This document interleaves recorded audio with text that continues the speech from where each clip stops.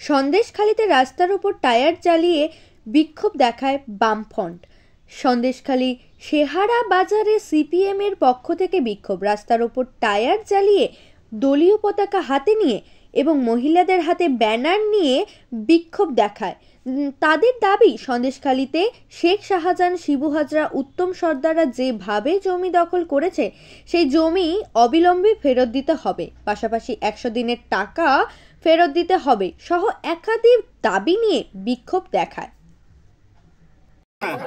একটা বিচলি আনলে দাও দাও করে যাও ধরে না গুলো